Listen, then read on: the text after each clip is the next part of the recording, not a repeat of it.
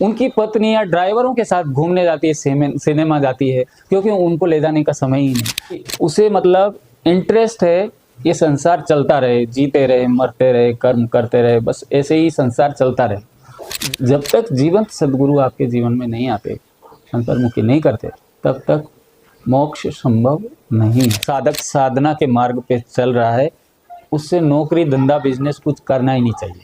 परमात्मा रूपी चांदी का गोला है समझो, उस गोले में से एक छोटा टुकड़ा अलग कर दिया। ये जीवन कितना महत्वपूर्ण है जो एक रेत की तरह फिसलता जा रहा है। और 25 जन्म पहले किसी लेडीज ने आपको चाय पिलाई फलाने दिन उस तारीख को, अगर वो तारीख आप डालोगे तो वो सुगंध किस चीज़ की थी वो भी आप चाय पीते समय महसूस कर सकते हो, वो देख सकते हो। नमस्कार मित्रों, मैं हूँ गिरिराज शर्मा और आप देख रहे हैं आपका अपना YouTube चैनल एक कदम स्वयं की ओर। दोस्तों, आज मुझे एक बात शेयर करनी है आपके साथ, बहुत गहरी है। कई ऋषि मुनियों के पास, साधु संतों के पास आपने सुनी होगी, पर एक बार अंदर उतार के देखिए, इस बात को समझिए। हम सुनते तो हैं, प्रवचनों में सुनते हैं, कथा भागवत में सब सुनते हैं, लेकिन उसे अंदर उतारने वाले बहुत कम लोग हैं। अब ये मेरा ज्ञान तो नहीं है, पर गुरु सानिध्य में रहकर जो मुझे अनुभव हुआ वो मैं आपको बताना चाहता हूँ। एक टॉपिक है कर्म चक्र। आपने सुना ही होगा और आप सोच रहे होंगे कि कर्म चक्र, अरे ये क्या, इसके बारे में तो हम जानते ही हैं। पर आप शायद जानते होंगे, पर आज गहराई से आप विचार कीजिए, कर्म चक्र क्या है और इसमें से कैसे निकला जा सकता है और निकलने की ज़रूरत क्या है। जितना मुझे ज्ञान है गुरु सानिध्य में प्राप्त हुआ है वो मैं आपको बताऊं। तो दोस्तों, कर्म चक्र यानी कि हम सबसे बहुत पीछे जाते हैं। हमारा पहली बार परमात्मा से अलग होना, पहला जन्म। परमात्मा, ऐसा कि मैंने पहले वीडियो में बताया कि परमात्मा हमारे भीतर है और संपूर्ण परमात्मा है, तो फिर वो हम परमात्मा से अलग कैसे हुए। तो इसके लिए मैं आपको समझाता हूँ। एक बहुत बड़ा चांदी का गोला है, वो परमात्मा है, परमात्मा रूपी चांदी का गोला है समझो। उस गोले में से एक छोटा टुकड़ा अलग कर दिया, आत्मा रूपी चांदी का। अब उस चांदी के टुकड़े को आप सुनार के पास लेकर के जाओगे तो वो बोलेगा, चेक करके बताएगा कि ये चांदी है। और वो चांदी का गोला, वो भी चांदी है और हम भी चांदी है। वो परमात्मा है, संपूर्ण परमात्मा है, हम भी संपूर्ण चांदी है, यानी कि पूरा परमात्मा है। पर हम कर्मों की लेयर में पढ़ करके हम अपने आप को पहचान नहीं सकते हैं, हम कौन है। एक सामान्य सा ज्ञान हमारे अंदर रह जाता है, बस उसको, उसके अलावा कुछ नहीं। तो पहला जन्म हम जब लेते हैं तो हमारे हाथ से कर्म घटित होना शुरू हो जाते हैं, अच्छे या बुरे, अच्छे या बुरे, अच्छे बुरे, अच्छे बुरे। तो उस हिसाब से अगला जन्म तय हो जाता है, क्योंकि कर्म एक ऐसी चीज़ है कि जो वो हमें भोगना ही पड़ता है। अगले जन्म में, इस जन्म में नहीं भोग सके तो अगले जन्म में, क्योंकि कर्म हम इतने करते हैं कि एक जन्म में कर्मों को भोगना संभव नहीं है। इतनी ज़्यादा हमारी कर्म करने की वो रहती है कि हम एक ही दिन में इतने सारे कर्म कर देते हैं, कुछ इतने बड़े कर्म कर देते हैं कि कई साल लग जाए उसको एक दिन के कर्म को भोगने के लिए। तो इसलिए एक जन्म में कर्म भोगना संभव नहीं है। इसलिए जो शेष कर्म है उसके लिए अगला जन्म लेना ही पड़ता है। तो जिस दिन से हम परमात्मा से अलग हुए, मतलब हम परमात्मा ही है, हमारे अंदर परमात्मा ही है, जो आत्मा है वही परमात्मा है, संपूर्ण परमात्मा है।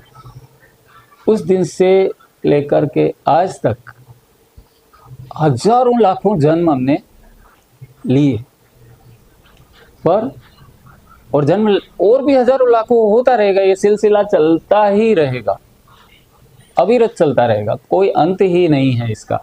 क्योंकि हमारे कर्म घटित होना शुरू रहेंगे तो जन्म भी शुरू रहेंगे, इच्छाएं शुरू रहेगी, सब कुछ रहेगा।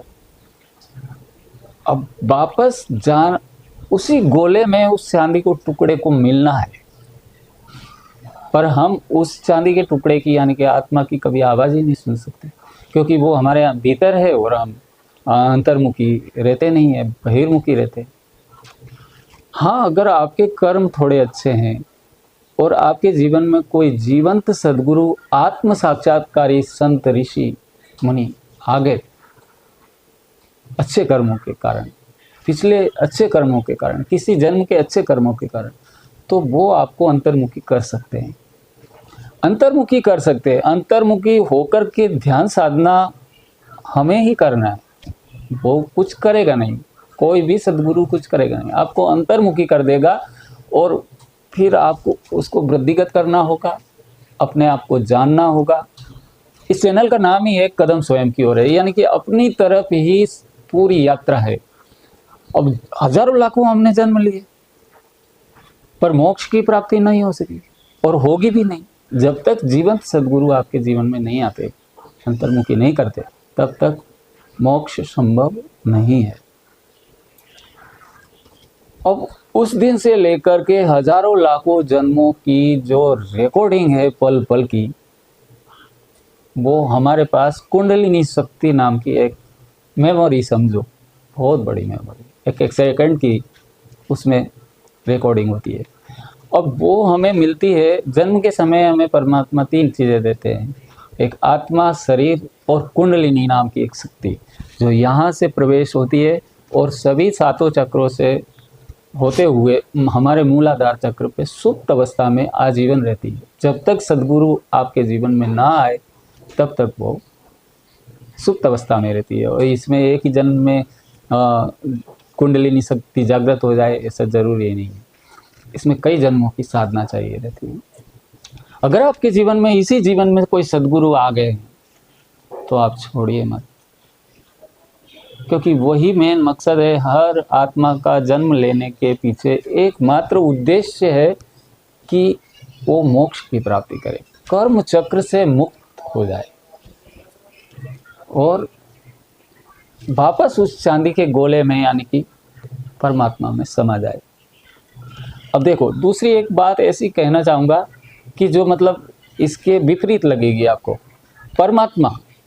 परमात्मा चाहता है इस संसार को वृद्धिगत करना, उसने इसीलिए ये संसार बनाया, इसीलिए हम सभी को आत्माओं को जन्म दिया कि ये संसार चलता रहे। उसके लिए ये खिलौना है, एक समय, मतलब यही समझो, मैं आपकी अपनी भाषा में बोल रहा हूँ कि उसे मतलब इंटरेस्ट है ये संसार चलता रहे, जीते रहे, मरते रहे, कर्म करते रहे, बस ऐसे ही संसार चलता रहे। जब बहुत इधर उधर हो जाएगा, सारे सीमाएं तोड़ देंगे, बुद्धि का विकास बहुत हो जाएगा, तो फिर उसको वापस, जैसे कि कुम्हार अपने मिट्टी से कुछ बनाता है कृतियाँ और इधर उधर हो जाती है तो वापस वो गोल गोला बना देता है।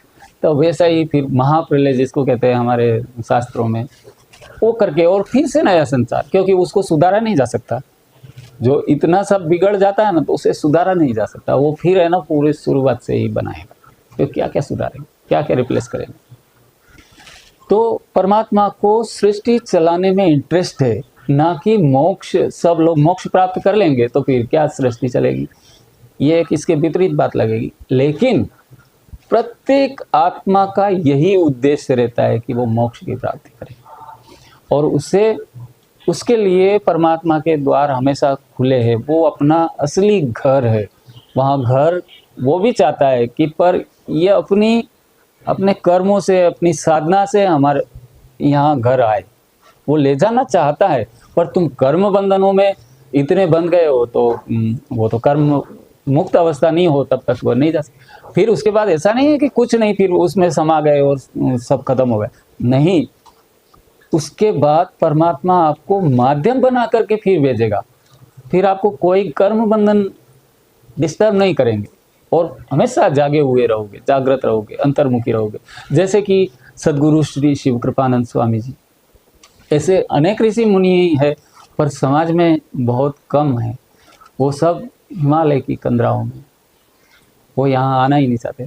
पर हमारे लिए एक सद्गुरु श्री शिव कृपानंद स्वामी जी, उन्हीं ऋषि मुनियों ने हिमालय से अनेक लोगों की सामूहिकता में कुंडलिनी शक्ति जागृत करने के लिए, अंतर्मुखी करने के लिए, मोक्ष की प्राप्ति करने का मार्ग बताने के लिए भेजा है। और हम सब बड़े ही भाग्यशाली हैं कि उनके जीवन काल में हमारा जन्म हुआ है। और जो भी साधक उनसे जुड़ पाए वो तो बड़े ही भाग्यशाली है। अगर जो नहीं भी जुड़े हैं तो उसके लिए स्वामी जी ने बहुत अच्छा बताया है कि आप किसी भी समाधिस्थ सद्गुरु की शरण में जाओ और वहाँ जा कर के आत्म साक्षात्कार मांगो, मोक्ष मांगो, तो आपके जीवन में जो भी आपके लिए सद्गुरु होगा वो आपके जीवन में आएगा। पर ऐसा तो कोई करता ही नहीं है। ज़्यादातर लोग क्या करते हैं, कहीं भी जाते हैं भगवान के मंदिर में या फिर कहीं भी अच्छे स्थान पे जहाँ वो जाके स्थान रहते हैं, वहाँ जाकर क्या मांगता है, अरे मेरे बेटे की शादी हो जाए, मेरी लड़की नौकरी लग जाए, या फिर कुछ भी, ये घर बन जाए, वो हो जाए, ये हो जाए, बस ये सांसारिक चीज़ें मांगते। और हमें समाज और हमारे बुजुर्ग सब लोग एक ही चीज़ तो बताते हैं, जन्म हुआ, थोड़ा समझदार हुआ, स्कूल भेज दिया, पढ़ो लिखो, फिर ग्रेजुएशन किया और फिर नौकरी, कोई अच्छी सी नौकरी करो और मंडे टू फ्राइडे आप उसमें बिजी रहो। 2 दिन टाइम मिले तो कुछ और कहाँ इन्वेस्ट करना है, क्या करना है, बस उस पैसा कमाओ और इन्वेस्ट करो और प्रॉपर्टी खरीदो, ये करो वो करो। और फिर शादी कर देते हैं। शादी करने के बाद पत्नी का ख्याल रखो, उसे सैटरडे संडे कहीं घुमाने ले जाओ और बच्चे पैदा हो, फिर उनके इसमें रहे, ऐसे करके पूरी ज़िंदगी पूरी हो जाती है। और अंत समय में फिर कुछ क्षणों में हमें पूरे जीवन की पिक्चर दिखाई देती है कि हमने इसलिए थोड़े न जन्म लिया था। कोई, आप ही जरा सोचिए कि जन्म लेने का बस यही कारण है, पैसे कमाना, और पैसे कमाना, अच्छा घूमना फिरना और हमारे परिवार का पालन पोषण करना और बस ऐसे संसार में रहना। तो ये उद्देश्य, इसलिए तो जन्म नहीं लिया होगा ना। सिर्फ ये करो, इसके लिए मना नहीं करता हूँ, कोई भी मना नहीं करेगा। ये सब करते हुए आप अपने लिए, स्वामी जी ने जैसे कहा ना कि आधा घंटा कम से कम अपने लिए निकालो, आधा घंटा आप ध्यान करो और संसार में रहते हुए आप मोक्ष की प्राप्ति कर सकते हैं। आज समय ऐसा है कि जंगलों में जाने की ज़रूरत नहीं है, कहीं भी किसी आश्रम में जाने की ज़रूरत नहीं है। आप घर को आश्रम बनाइए ना, घर में वैसा आप व्यवहार कीजिए और संतुलित रहिए और 30 मिनट ध्यान कीजिए। स्वामी जी भी यही कहते हैं कि कहीं जरूरी नहीं है, आत्म साक्षात्कार आपको मिल ही गया है। अगर उनसे जुड़े हुए साधकों की बात कर रहा हूँ, आत्म साक्षात्कार लेकर के आप कहीं भी ध्यान कर सकते हैं और ध्यान के माध्यम से ही आप अंतर्मुखी रह सकोगे। 24 घंटे अंतर्मुखी रहो जैसे स्वामी जी रहते। तो इस तरह से अपने जीवन को कर्म मुक्त बनाया जा सकता है। कर्म मुक्त यानी कि फिर अपने अंतर्मुखी हो जाओगे तो आपके हाथ से बुरे कर्म घटित नहीं होंगे और अच्छे कर्म करोगे वो परमात्मा को समर्पित कर दोगे। आपके लिए अगले जन्म के लिए कुछ है ही नहीं, अच्छे कर्म नहीं है, बुरे कर्म नहीं है, तो कर्म मुक्त अवस्था। और इस कर्म चक्र से आप निकल सकते हो। तो वो सब फ्लोपी हमारे अंदर कुंडलिनी शक्ति के अंदर है। एक एक पल का रिकॉर्डिंग है। आज से 25 जन्म पहले इस तारीख को इस समय पर किसी ने मुझे एक चाय का कप दिया था और कप लेते समय उसके हाथों में जो सुगंध थी उसको भी जाना जा सकता है। इतनी बारीक रिकॉर्डिंग हमारे सबकॉन्शियस माइंड में, यानी कि वही कुंडलिनी शक्ति में रिकॉर्डिंग है उस फ्लोपी में। पर वो आप अंतर्मुखी होगे तो जाना जा सकता है। तो वो सब जागृत होने के बाद आप खुद परमात्मा ही हो जाओगे ना। संपूर्ण परमात्मा है आपके अंदर, आप खुद परमात्मा हो जाओगे तत्क्षण। आप कोई दूरी मायने नहीं रखती इसके लिए। अमेरिका में बैठे व्यक्ति के बारे में आप जान सकते हो। और सबसे बड़ी बात तो आपको किसी के बारे में कुछ जानने की ज़रूरत ही नहीं पड़ेगी, सारा ज्ञान आपके अंदर ही है। ये सृष्टि का पहले जब से निर्माण हुआ है, जब से अभी तक की सारी संपूर्ण जानकारी पूरे ब्रह्मांड की, पूरी गैलेक्सी की, सब कुछ जानकारी आपके भीतर ही है। बाहर से कुछ लेने की जरूरत ही नहीं है। पर हम बाहिर्मुखी होते, अपने आप को ही नहीं जान सकते, नहीं जानते हैं, पूरे जीवन में दूसरे को जानने में ही व्यतीत कर देते हैं। ये तो हुई एक अलग बात।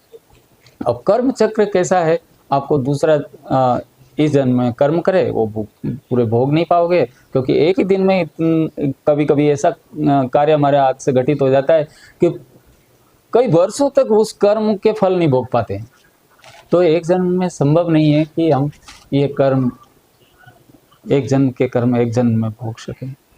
तो आप ये सब कीजिए और साथ में अंतर्मुखी होइए और सद्गुरु को ढूंढिए और अपने आप को, कुछ लोग कहते हैं कि भगवान के नाम पे 5-10 मिनट निकालो। अरे भगवान को तुम्हारे 5-10 मिनट की कोई आवश्यकता नहीं है, सब कुछ उसका ही है। तुम तुम्हारे लिए निकालो, आधा घंटा निकालो, 24 घंटे में से आधा घंटा निकालो, स्वामी जी ने ये कहा। तो ये कर्म चक्र चलता ही रहता है। इससे मुक्त होने का एक ही उपाय है, अंतर्मुखी होना। अब दूसरा ये कि कर्म घटित होते ही रहते हैं और कर्मों से कोई नहीं भाग सकता है। गुरु सानिध्य में ये कर्म है ना, हमारे जल जाते हैं, यानी कि वो कब खत्म हो जाते हैं, उसकी इंटेंसिटी कम हो जाती है, यानी कि उसकी चुभन हमें नहीं होती है। बुरे कर्मों की भी, अच्छे कर्मों की भी, सब कब भोग लिए कुछ पता ही नहीं चलता। क्योंकि गुरु चरणों में सामूहिकता रहती है, तो वो सामूहिकता में किसी चीज़ का पता नहीं चलता। ये एक अलग प्रश्न है। हम अपने मुद्दे पर आते हैं। तो कर्म चक्र कभी कभी कैसा रहता है, गीता में कृष्ण भगवान ने कहा है कि मैं कर्म तो मैंने जन्म लिया है, अवतरित हुआ हूँ, मेरे भी कर्म मुझे भोगने ही पड़ेंगे, इसलिए कर्मों के लिए मैं कुछ नहीं कर सकता। अर्जुन, कर्म तो किए हैं तो भोगना ही पड़ेंगे, चाहे वो अच्छे हो या बुरे हो, कर्म तो भोगना ही पड़ेगा, क्योंकि कर्म का मैं कुछ नहीं कर सकता। तो ऐसा है, तो कर्म भोगना ही पड़ते हैं। अब कर्म मुक्त अवस्था में आप जियो तो ही आपको मोक्ष की प्राप्ति हो सकती है।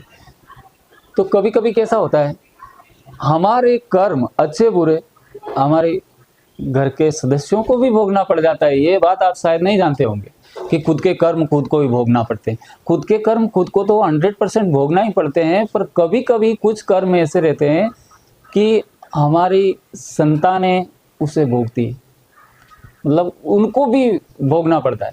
जैसे कि तुम कहीं से चोरी करके किसी का दिल दुखा के ऐसा धन कमा के लाए, उस धन का खाना लेकर के आए, रोटी कुछ भी खाना खिलाया बच्चों को, तो उसका उनके ऊपर भी प्रभाव पड़ेगा। उन्हें भी वो कर्म, उन्हें तो पता ही नहीं है कि हमारे पिताजी कहाँ से ये पैसा लाए, रिश्वत के पैसे हैं या किसी का दिल दुखा के ये पैसे, किसी गरीब का है, किसी मतलब ऐसे मजबूर इंसान का पैसा है जिसको बहुत ज़रूरत थी। ऐसा धन कमाया हुआ, मतलब अच्छे तरीके से नहीं कमाया, गलत तरीके से कमाया हुआ धन हम घर में लाते हैं और वो उन बच्चों को खाना खिलाते हैं, तो वो भी उस कर्म के भागीदार हो जाते हैं। उनका भी जीवन आप खराब कर रहे हो। तो ऐसा कार्य कभी नहीं करना चाहिए। सही तरीके से आप कार्य कीजिए। और पैसा, सदगुरु ने कहा है, पैसा कमाने के लिए हमारे शरीर की एक ये छोटी उंगली यही काफ़ी है आपको बहुत बड़ा पैसे वाला बनाने के लिए। इतनी ताकत ही काफ़ी है। और जिसके लिए हम सारा जीवन स्वाहा कर देते हैं, सिर्फ पैसा पैसा पैसा। अरे वो पैसे को हमें यूज करने का टाइम तक नहीं है, तो किस काम का। देखो, एक संत ने मुझे बताया था, मैं नाम नहीं लूँगा, उन्होंने कहा था कि कोई भी साधक हो ना, साधक साधना के मार्ग पे चल रहा है, उससे नौकरी धंधा बिजनेस कुछ करना ही नहीं चाहिए। तो आप बोलोगे तो फिर इस संसार में कैसे रहा जा सकता है, कैसे वो उसका जीवन यापन करेगा। देखो, वो सब तुम क्या कर सकते हो, क्या कर रहे हो, मैं क्या कर रहा हूं, कोई कुछ नहीं करता है। वो सब उसकी इच्छा से होता है। तुम ऐसे सोच बनाओगे कि हाँ मुझे कुछ, देखो इसके लिए आप एक प्रयोग करके देखना। किसी दिन शांत वातावरण में एकांत जा करके बैठिए, जहाँ कोई ना हो, आंख बंद कीजिए और विचार कीजिए कि मैं ये जो नौकरी कर रहा हूँ, धंधा बिजनेस दुकान जो भी कर रहा हूँ, उससे मुझे क्या मिल रहा है।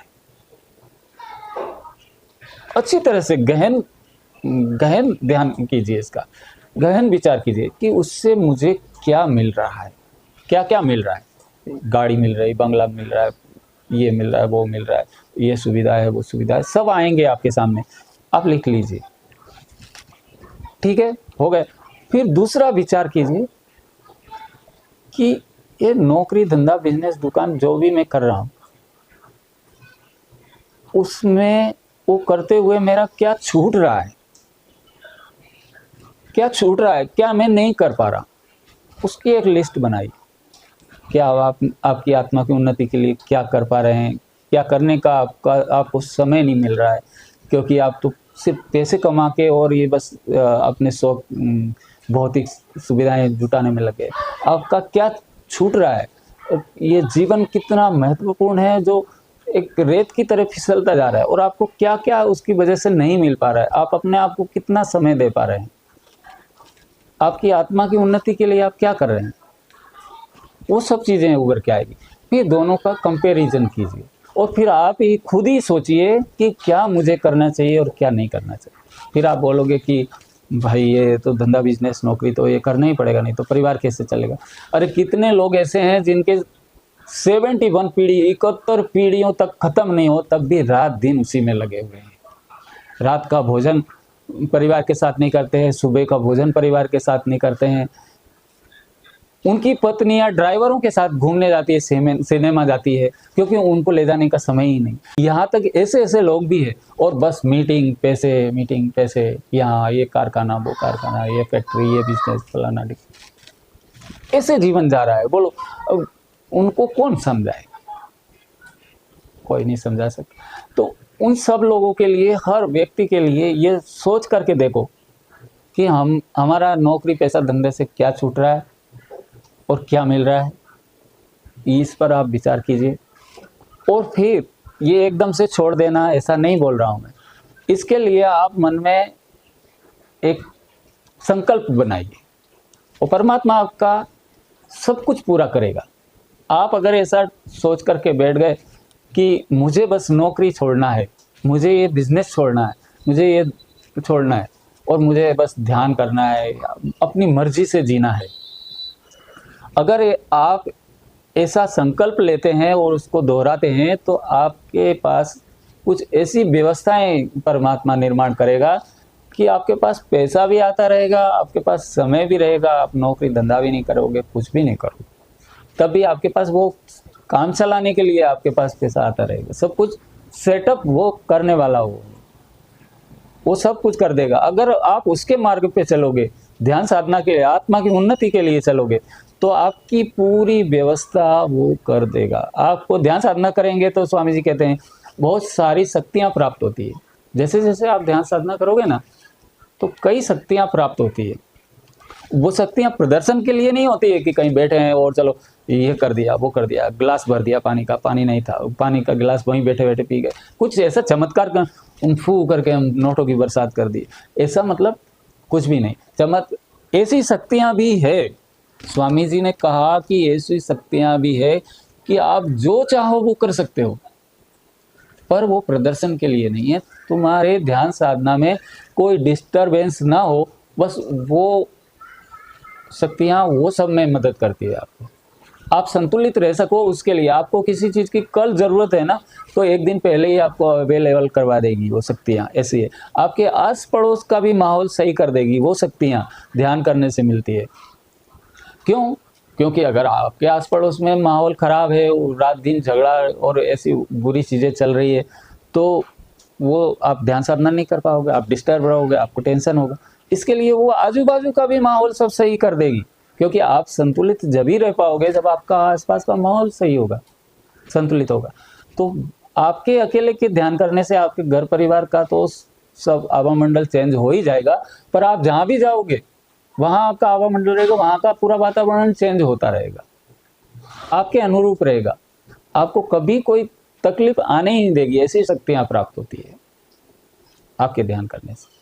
वो आप ध्यान कर, तो ये तो मामूली बाई प्रोडक्ट की चीजें हैं, तुम्हें जो जरूरत है वो तो मिल ही जाएगी, कहीं से भी व्यवस्था वो परमात्मा कर देगा, उसकी चिंता मत करो। लेकिन आप अपने आप को पहले वैसा मैसेज डालो कि मैं ये नौकरी धंधा बिजनेस छोड़ना चाहता हूँ, छोड़ देने का नहीं है, चाहता हूँ, तो वो शक्तियाँ आपको कुछ व्यवस्था करके धीरे धीरे धीरे धीरे आपके जीवन में ऐसे कुछ बनाएगी कि आप मतलब फाइनेंशियल फ्रीडम रहोगे और आप ध्यान साधना भी कर सकोगे।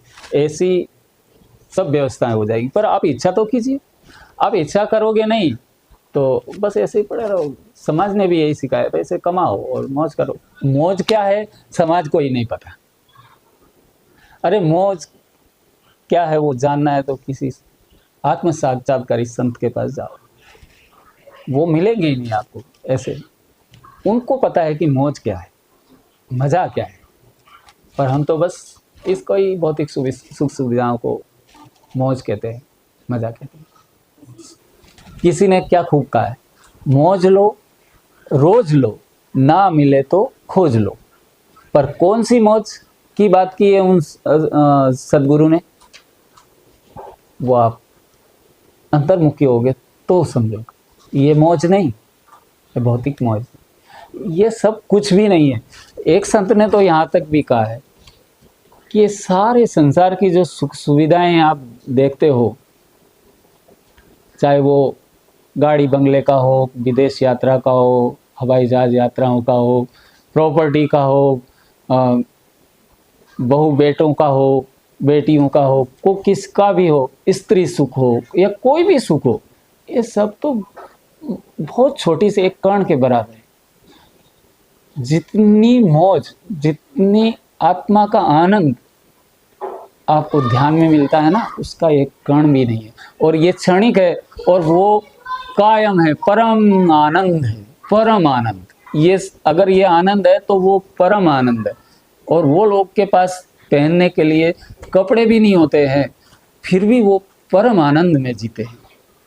उन्हें बाहर की चीज़ें कोई परेशानी ही नहीं करती, कोई तकलीफ नहीं देती। सर्दी, गर्मी, बारिश, कोई मौसम भी उनको कोई। स्वामी जी कहते हैं कि जब हिमालय में रहते थे, उन्होंने ध्यान साधना हिमालय में की, उनके गुरुओं के पास रहते थे, तब उनके गुरु बर्फ में ही रहते थे और स्वामी जी को भी बर्फ में ले जाते थे। अगर थोड़ी बर्फ यहाँ कम हो गई तो और आगे चले जाते थे, ऐसा स्वामी जी बोले। उनके ग्रंथ आप पढ़िए, हिमालय का समर्पण योग, उसके कई भाग हैं, 15-16 भाग उन्होंने लिखे हैं स्वामी जी ने हिमालय की यात्रा के। कभी आप पढ़िए, अमेज़न पर भी उपलब्ध है हिमालय का समर्पण योग, आप वहाँ से भी खरीद सकते हैं। तो पढ़िए, बहुत अच्छी हिमालय की यात्रा है जो कि उन्होंने स्वयं लिखी और बहुत वाइब्रेशन है, वो एक जीवंत पुस्तक है, मैं तो ये कहूँगा। तो उसको पढ़िए, स्वामी जी के प्रवचन सुनिए। चलो, और आगे की बात हम फिर कभी करेंगे। आज के लिए बस इतना ही। नमस्कार।